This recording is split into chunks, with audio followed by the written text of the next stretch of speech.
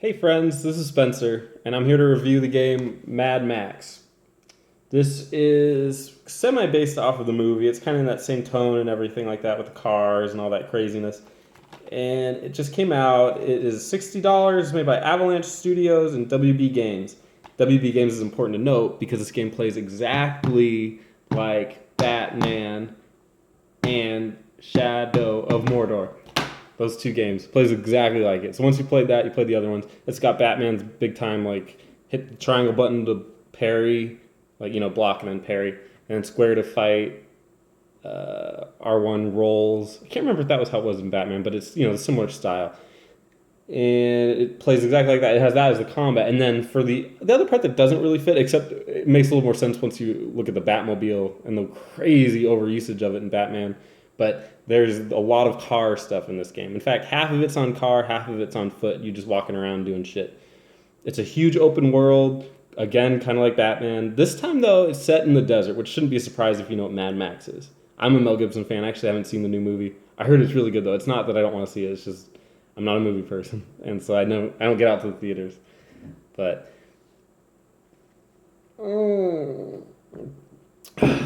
so the gameplay for Mad Max, like I said, half of it takes place on foot, half of it takes place in a car. You drive around, you upgrade your combat. It's honestly not that deep because you're kind of forced to upgrade everything at once.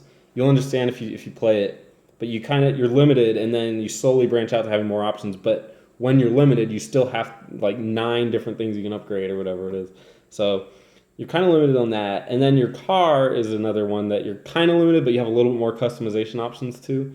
And that one's really cool. I went with the Harpoon, and I highly recommend you do so as well. And the reason I did that was because I knew that they were going to focus on it. Because of their obsession with it in Batman, I played this game and noticed it had it, and I was like, this is going to be like the big one in this game. And it's almost cheating. It's kind of like a stealth kill from Metal Gear Solid 3. Because when you're driving in the car and you have other cars kind of coming at you and you want to fight you about it, you can use the harpoon on the driver and pull him out, and later on you can use it on the wheel. And you can pull him out, and that car is incapacitated. It's not destroyed, but it's incapacitated. You can take out an entire group of people just with that harpoon, especially once you level it up and get that cooldown reduced. It's absurd. So you definitely should go with the harpoon if you play this game. So what is the point? So you're driving through all these different places, and you're encouraged to liberate them. You're encouraged to liberate's a bad word. Reduce the threat. I think that's how it's called in the game. And there's different ways you can do that. You get into a new territory. The thug lord guy is like, I want to be the king of this place. You're like, all right, I'm Mad Max. I'll do whatever I want. And you go around knocking out what's called scarecrows, which are like kind of towers that impose power or whatever you want to call it on people. And then there's convoys, which is like a bunch of cars that kind of drift together.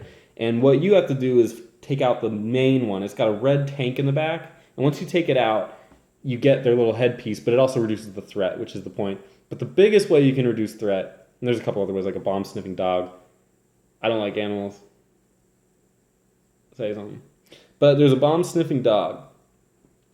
And he does all that. But the biggest way to do it is through these big kind of almost like dungeon-esque areas, and you go in there and beat up a bunch of people, and then a lot of times you have to take out a boss, you have to destroy some tanks.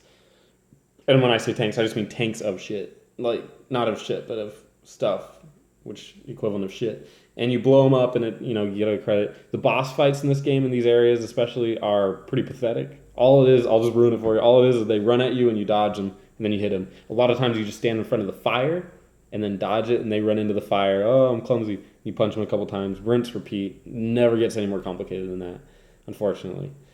As far as the story goes in this game, they're pretty much, it's hard to say. The main drive throughout the game is I need to fix my car, and I need to make it like the best car ever and get a V8 engine.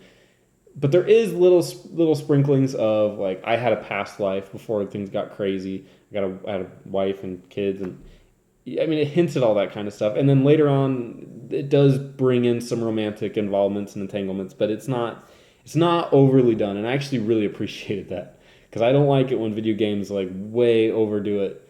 And they're like, everybody has to have a romantic interest and yada yada, it has to get in that. No, it doesn't. Especially in this game. It really didn't need it, and it didn't force it.